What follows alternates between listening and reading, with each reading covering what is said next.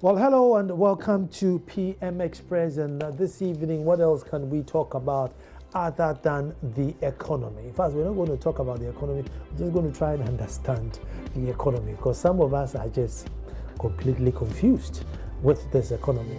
How much is our GDP? What is our debt to GDP ratio? Who even determines what the GDP is? We have a 2 billion bauxite barter exchange, which is either a barter or a loan. And now we are looking at 50 billion century bond. And I'm sure you heard the good old story about a man who goes into a restaurant and he says you can eat for free and your parents will pay for it. And so he finishes eating, and just as he's about to walk about, they give him a bill and say, well, your parents have been here. And so I think that's what we are doing. We are going to borrow these loans, and well, when our kids grow up, they will come and pay for it. Other countries have done it. Were they successful?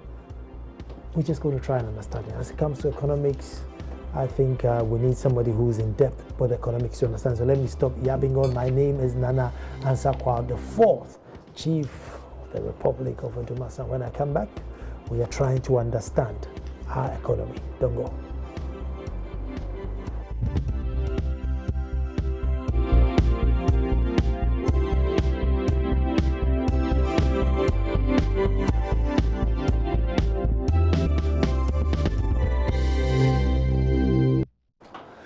Well, I must say we are privileged. Not very often do we get professors on our shows, and today we have a professor, Professor Baah-Boateng, head of the Economics Department, University of Ghana. We're privileged to have him here at this godly hour to come and educate us.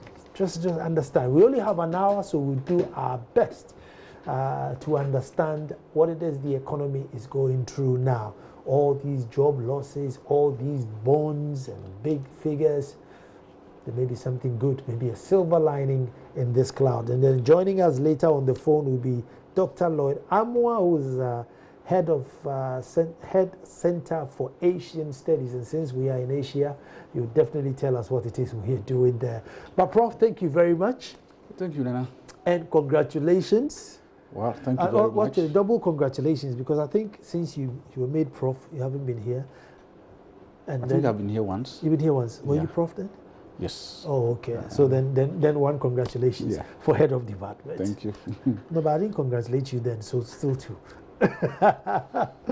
Prof, we're trying to understand what it is the economy is going through. And it seems the economy has a mind of its own. I mean, nobody's actually saying that we are struggling, or it's not on the table. I just can't get my head around it.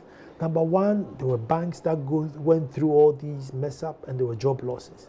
Then number two, there's this barter trade, which is probably not new to us, but this system is a bit technical for us. And then finally, 50 billion century bond. What's the economy going through now? If we were to understand it? I mean, is there a cycle in every country's economy to go through what is happening now? Well, no, thank you.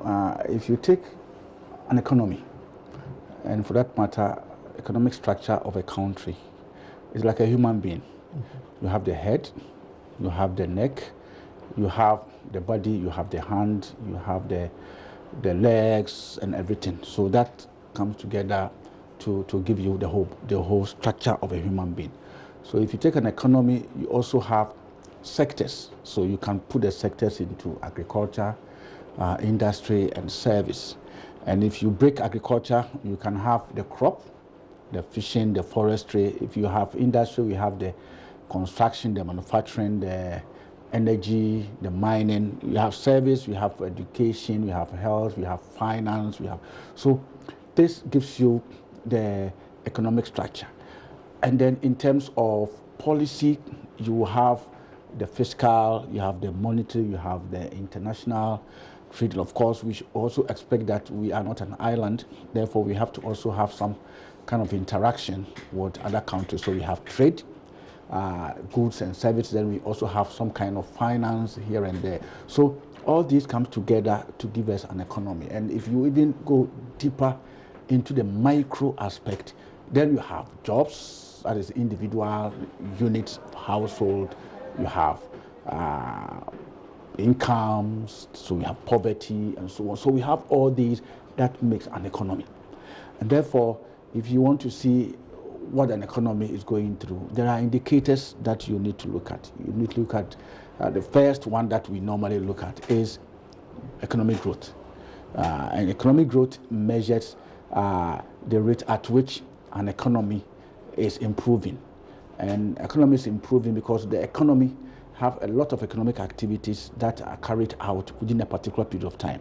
So when you aggregate all these, so we call it a GDP, total amount of goods and services produced in a country within a period of time, irrespective of where the individual who carried out the activity come from. So if you take our GDP, everybody who works in Ghana, whether you are a foreigner or you are a Ghanaian living in Ghana, whatever activity that you engage in, the totality of it will give you the GDP for a particular year.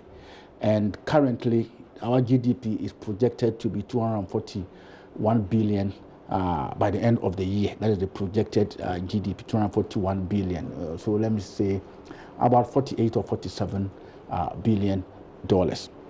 So if our GDP of 241 billion at the end of this year is compared to what we had last year, then you'll be able to say we've been able to improve on what we did last year.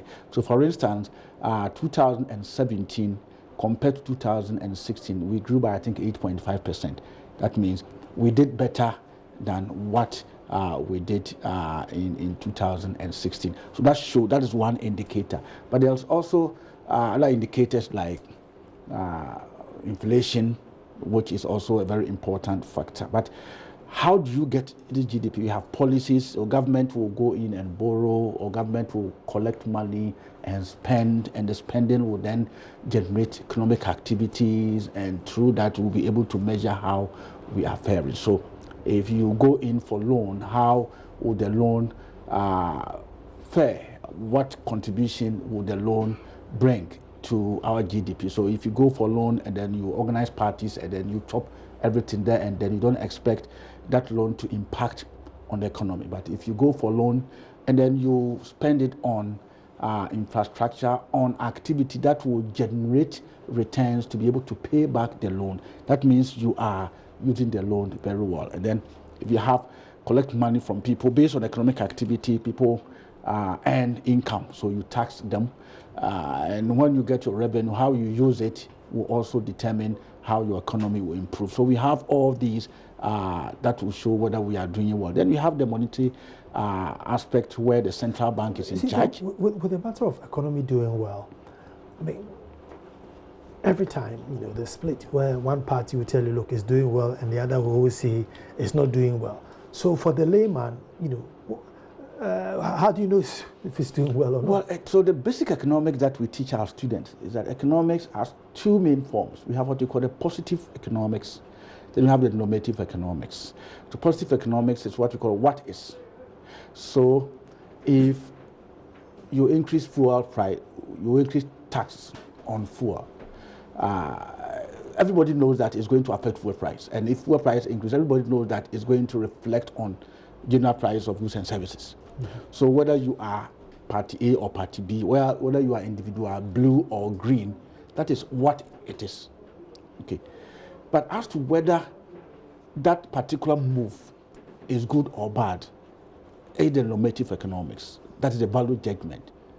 Depending on where you stand, then you will determine whether it's good or bad. So it will depend on the individual. It depends on the individual. So that's the normative economics. So if you impose taxes on goods and services and you expect to generate revenue, and everybody knows that, well, we are going to get a revenue.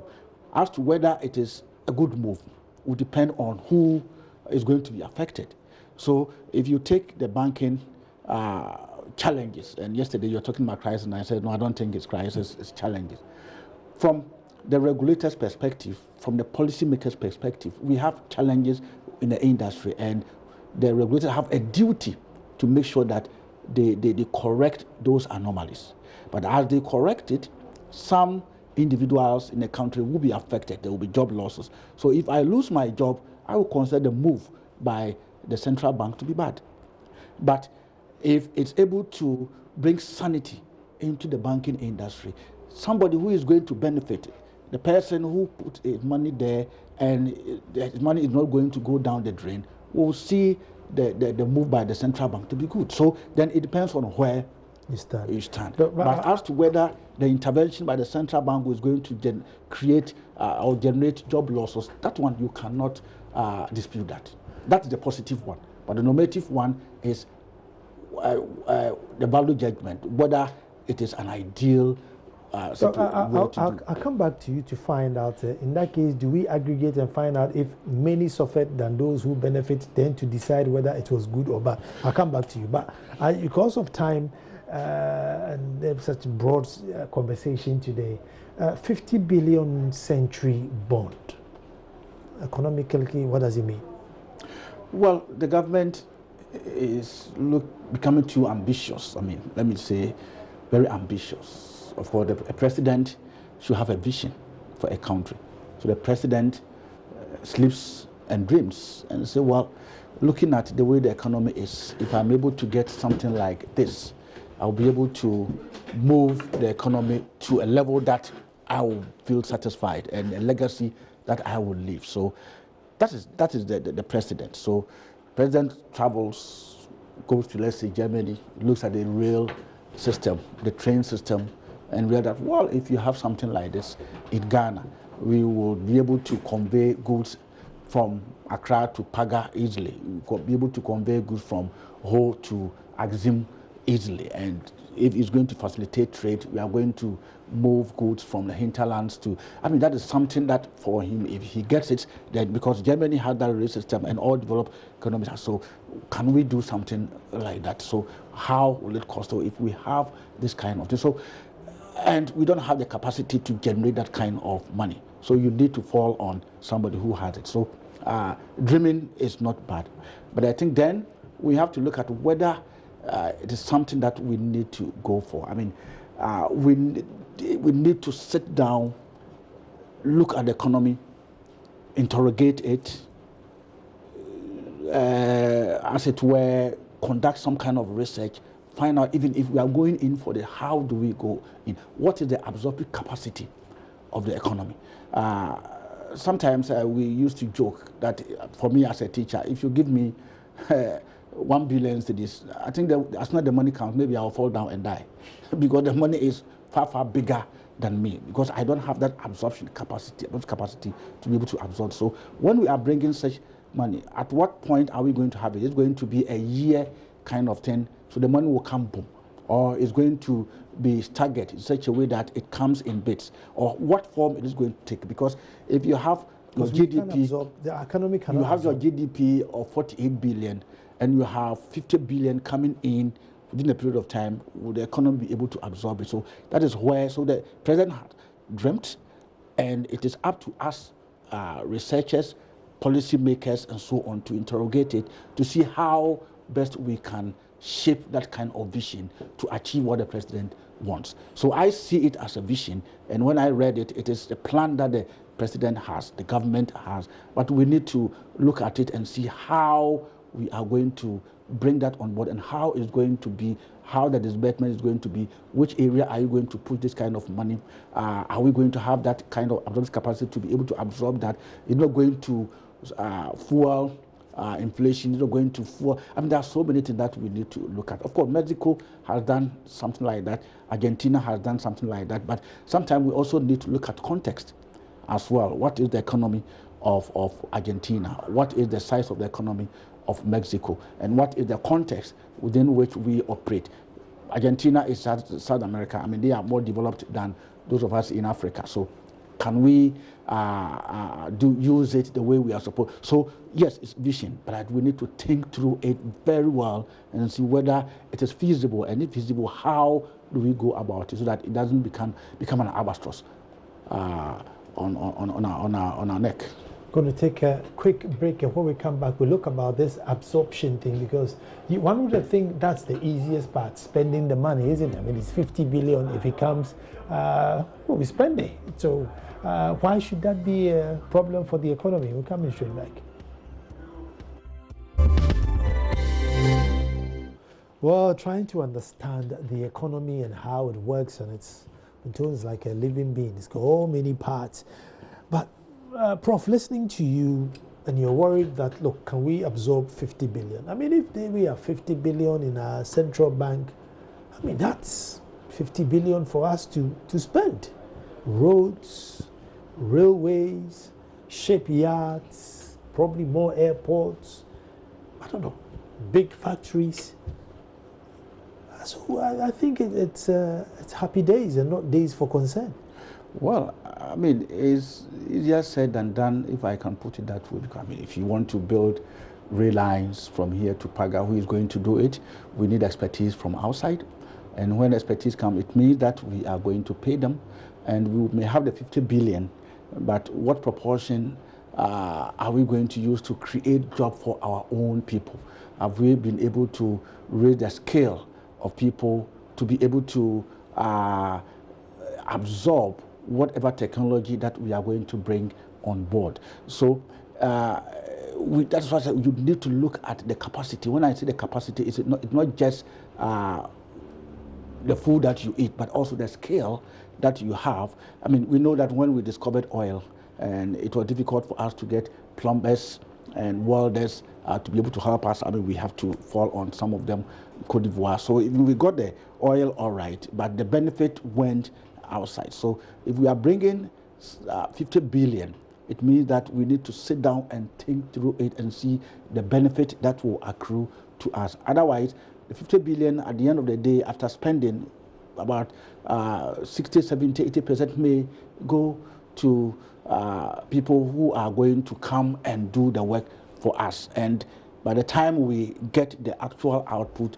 the money is gone. Then we are then going to think about how we are going to pay back. So 50 billion, fine, it's a vision. I mean, we need to embrace it, but we don't just need to look at it just wholesale. How are we going to use it to benefit our people in the course of using that particular money, and also whatever output that will come out of it?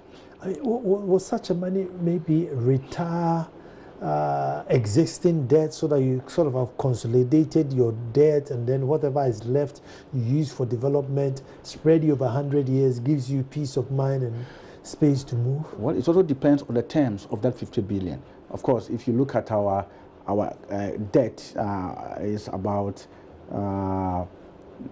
32 billion US dollars. So if you have the 50 billion, it means that it can wipe out all our debts, and I mean, the debt that we have now. So we are not going to worry about interest payment in the short term, because it's a century kind of thing. Free you from IMF? So if of course, this year I'm sure we may come out of the IMF conditionalities and so on. But if this is a century kind of, so if it's going to wipe out, say, how are you going? But it also depends on the term. So you match the 50 billion term with your 32 billion term and see which one is the best. Perhaps if you don't take care and you say, I'm going for the 50 billion, but the term will be in such a way that in about 30 years time, then you may say, well, I think now it has come to bite me. I thought I could have done it gradually at the time. So it depends on the term, on the 50 billion and the term of the loans, the current stock of debt that we have now, before you can judge. Now, the other issue is with the bauxite. You know, we're getting $2 billion worth of infrastructure, and we are paying with $2 billion worth of aluminium or alumina or whatever it is, but processed bauxite. Now, the conversation is that it's a barter trade, and some are saying that no, it's a loan. So, I mean, what is it?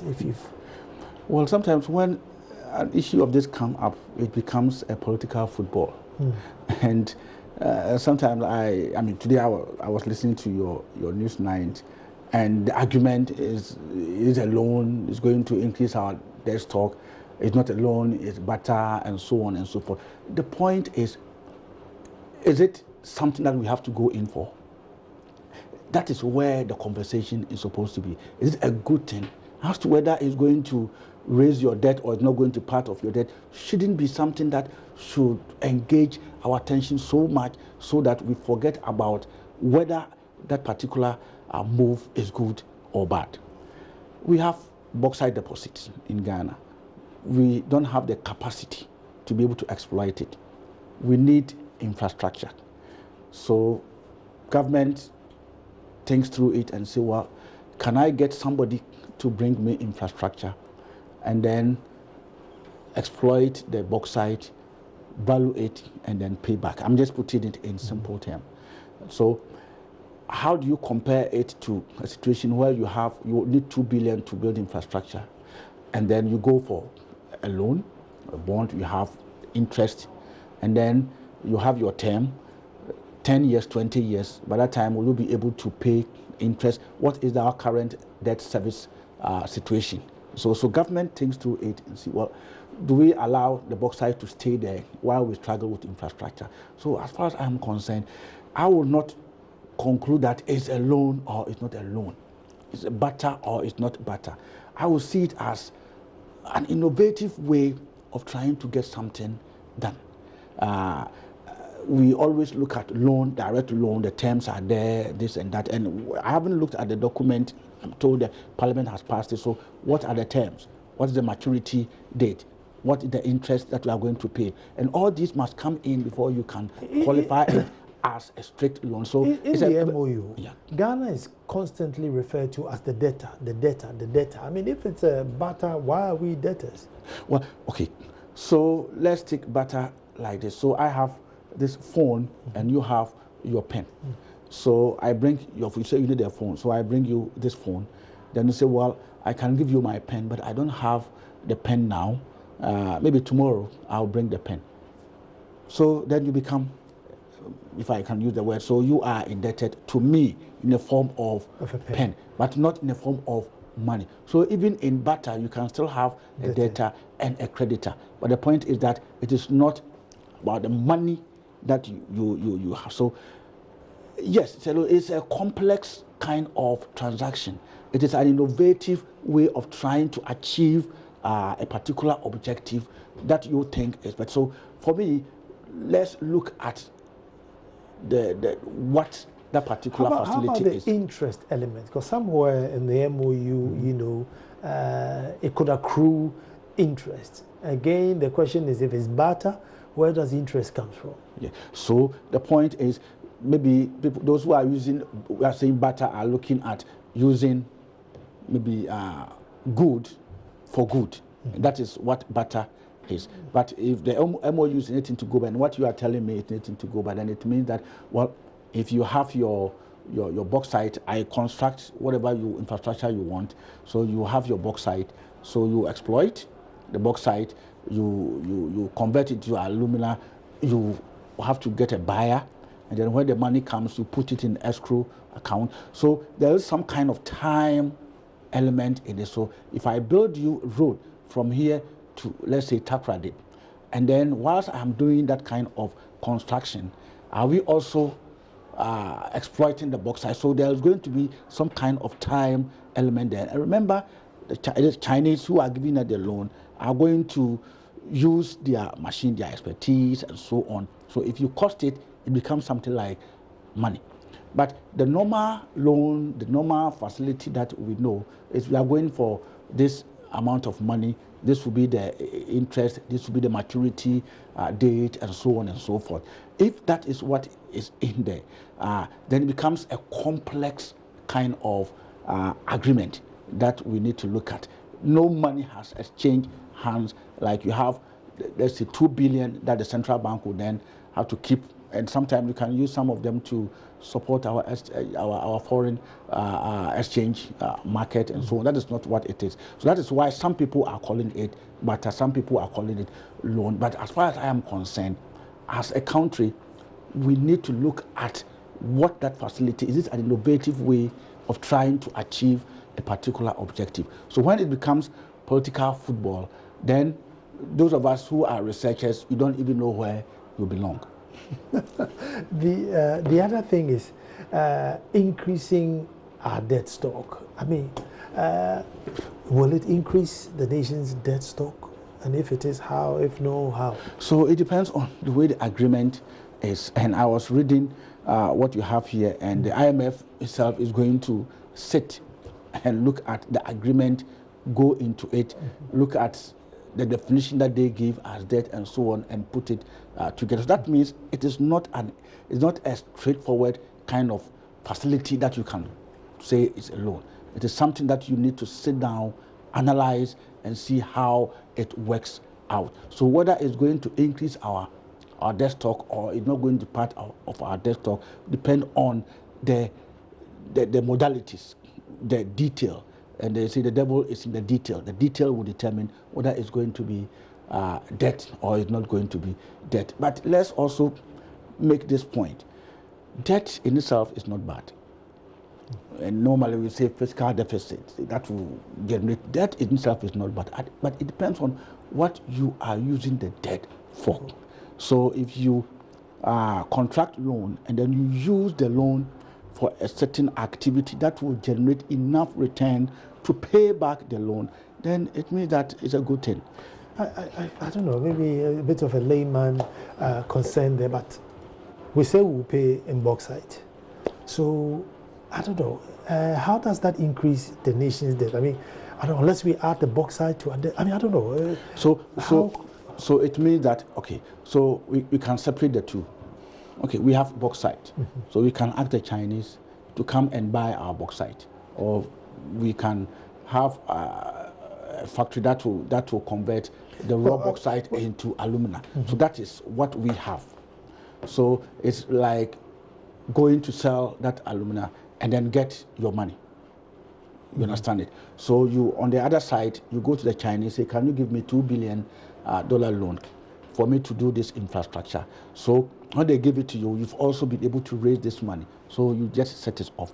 But this time, it is not about generating the money straight away and paying. They are coming in, not with any money, but they come in to construct whatever infrastructure that you want.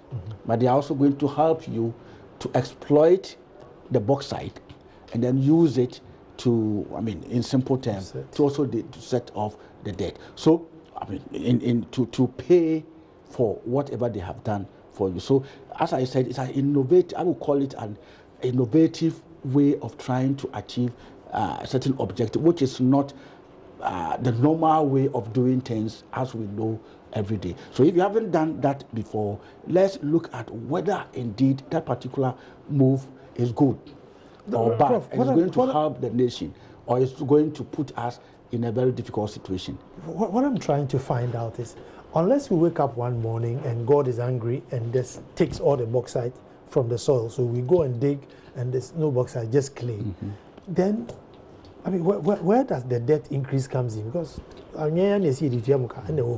mean, how do you, if you are a finance minister, how do you add it to the nation's debt stock? So that is what I was. So from the finance minister, I mean, if I listen to the argument from the finance minister's perspective, that is barter. Okay. Then from the opposition perspective, it's going to add to our debt. And of course, it is because of the fact that the previous government was lambasted. Well, our debt has been moving from this.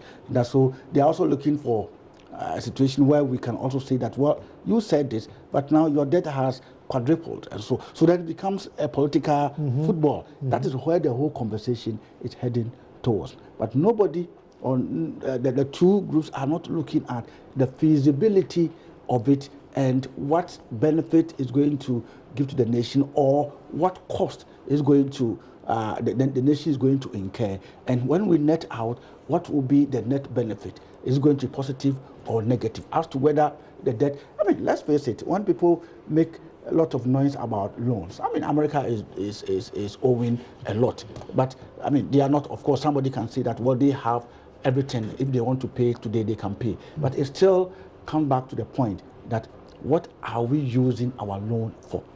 And that is the most important thing that we need to look at. I mean, going back to this 50 billion, century bond,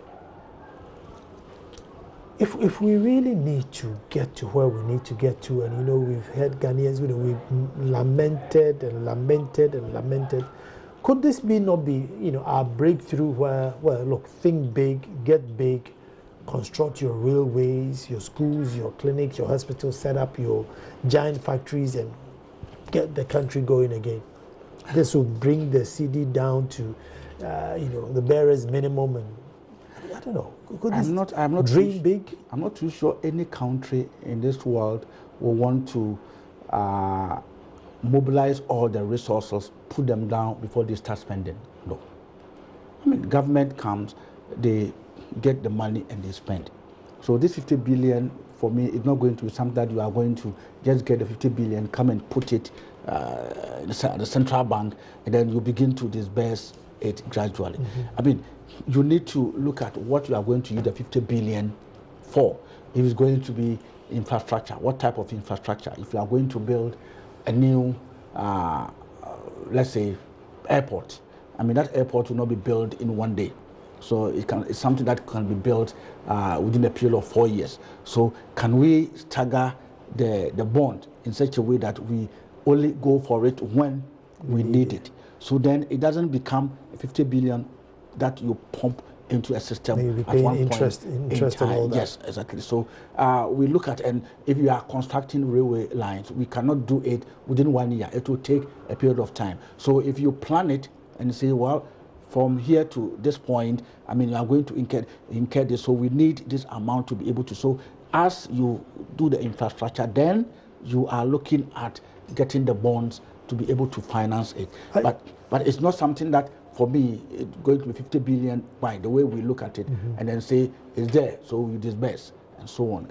That is not how it works. Are you concerned about the China-Africa relationship? Well, that is also normative. It's normative because it depends on where you are looking. Well, the U.S. is saying that, listen, China is giving Africans so much money, they'll end up in debt, they may not be able to pay, they will either run back to IMF for bailout or become slaves to China, for a long time. Well, U.S. is saying it. Let's look at the message and see whether the message is something that we can digest and take something good out of it. But for me, we don't just look at the messenger and forget about the message. Yes, it's a warning.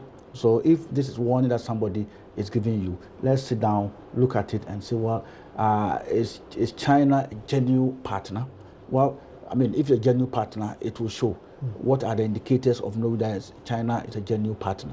And for all you know, well, maybe the other party may be jealous of what perhaps China is doing. So you cannot conclude. So you look at the message that is coming from wherever it's coming from, digest it, look at your own priorities, and look at the conditions that China puts in, and see whether it is something that you go for. But well, the world has these superpowers, and everybody wants to claim some kind of power. So you cannot also discount that. So I cannot judge as to whether going to China is the best or not going to China is the best. It is what we want, and as to whether we will get the benefit. And we have to be selfish when we are going in for this. The benefit that will accrue to us is what we should be concerned about. Let me take a quick break and come and look at our relationship with the West for all these years, and I doubt Ghana would ever dare step foot at Heathrow to say we're going to look for $2 billion. They'll probably deport whoever it is that comes to ask for that amount of money.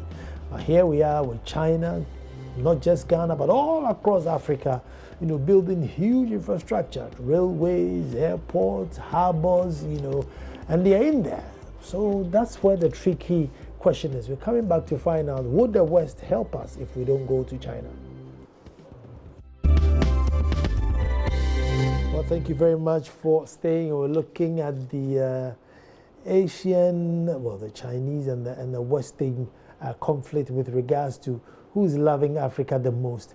I mean, Prof, I think the West have been a bit stiff with regards to our economy. I mean, Look at if the IMF come in, the meager amounts they bring and the sanctions that follow the meager amounts that they bring. And then if the Chinese come in, the large amount they bring, and it doesn't seem to come a lot with many sanctions other than they want their resources, or want a road or a gas plant constructed for you, whether you hire teachers or not, none of their business.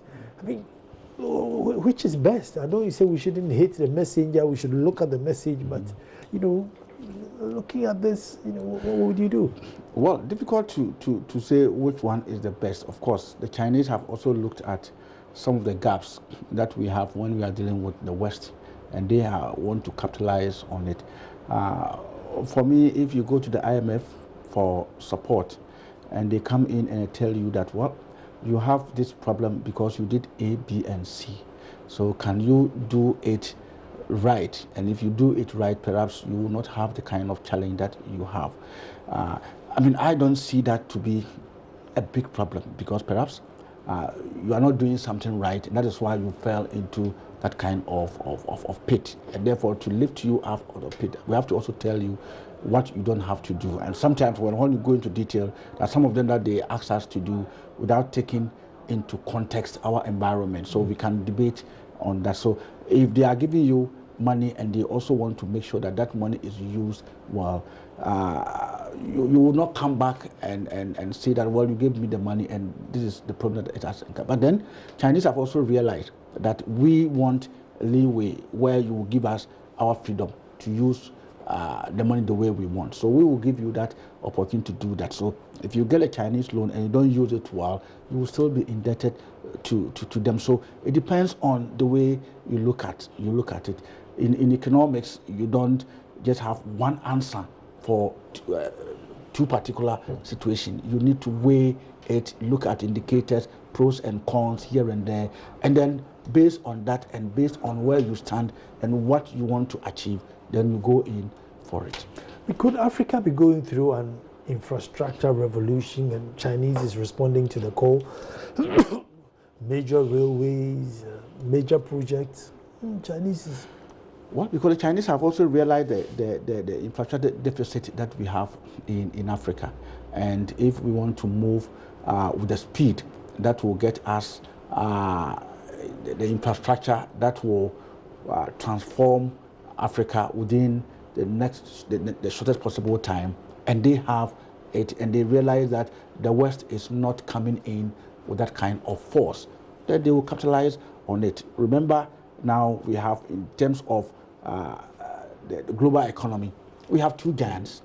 We have the US, we have China, and therefore each of them is trying to get that kind of power and say we are there. Prof, and Africa is where we have the resources. Prof, am I safe to say, because most of Africa is paying back these loans with resources, the risks are lower than the IMF, who come back and they want to pick up a check. They give you dollars, so you give me dollar check and let me go back.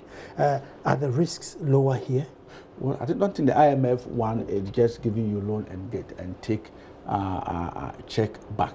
When they give you the facility, I mean, if you look at the loan, some of them are even grants, some of them are concessional loan. It's not, the interest is not as big as, so everybody has. But they still want the money back. Yes. But here they don't want the money back. They just need bauxite turned into alumina, or they want gold, or whatever it is you have in your land. That's what they want. Yes. But then you also have to also look at, when they take everything away, eventually what will you have to also rely on and leave for the next generation? So you have to also think about I mean, some of these resources are not going to be there forever. They are exhaustive, as it were. So if you also use all your resources to get something for the current generation, in future, what are you going to leave with the future generation? And we have to also look at the sustainability of some of these actions.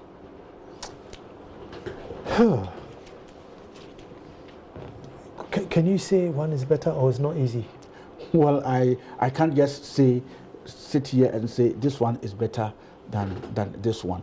It is up to us. Look at the two on the table, look at where we want to go, and then come up with the best choice. as it were.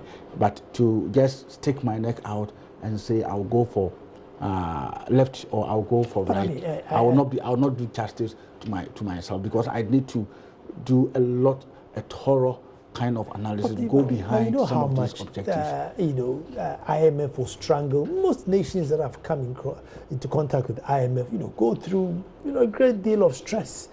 If you go through IMF and going through their regime, here you are, no regime. You're not even paying back, with money. Paying back with bauxite. Well, I don't know the stress that we talk about. Well, there are, and also also take note of the fact that Ghana is also a member of IMF. So IMF is not a body sitting down there. It's a country that is giving us. All of us are members of the IMF. And therefore, when we have a problem, we go there and then they say, okay, this is the prescription that we want you. You are sick. So you go to the doctor and this is the prescription that we want you to have to be able to cure your sickness. Well, you look at, when you are sick and somebody prescribed medicine for you, and you look at medicine and you think it's going to cure you, you go in for it. So I will still say that somebody also comes in and say, well, I don't have any conditions, take it, and I'm going to take your resources and so on. Then you have to also look at what you are going to leave for your future generation. So balance the two and see which one you go for. Do you think we've looked at ourselves very well with regards to how it is, do we go forward? Do we mortgage our resources, or do we try and expand the economy so that we can use fiscal means to pay back our debt and go forward? So that brings me back to the relevance of research. And I have always said that many of our policies, many of our moves as a country that we make are not backed by research. I have been thinking that, and it's something that you cannot, policymakers, government, they don't have time to think. They have meetings, they have this, they have that. And here's the case that we have four-year kind of cycle. So every president comes in, and after 2 years, you also need to think about whether you will be able to win election and so on. But you also have to have think tanks. In other words, you have to have people behind the scene who will think for you, who will do the research for you and tell you whether it is good or bad. But sometimes we neglect that kind of research, and that is the bane of our economy. That's the bane of our policy. So if our policies are not working, many a time that is what causes it. If you go to the US, before they come up with a policy, they have carried out thorough research, commission research. People have looked at it, look at the left, look at the right, and then be able to judge. But that is not what we do in our part of the world. If you go to Rwanda, you realize that most of the things that they are doing, they are backed by research. Thank you so much. That's all time will allow us for such a big conversation. But take this number and get your discounts now. I'm told there are huge discounts. It's 024 366 2001. 024 366 2001. Call Tantis Fashions. They're doing a massive discounts and promotions. So give them a call. Wherever you are, they will send you your shirts. Or if you're a lady and you want a dress, they will send you a dress, get pictures, look on their social media. Tantis Fashion, just by Nyawo Clinic. But I want to say thank you so much to the Professor William Baah-Boateng, Head of Economics Department, University of Ghana, for the education and enlightenment. Doc, thank you so much. Thank you.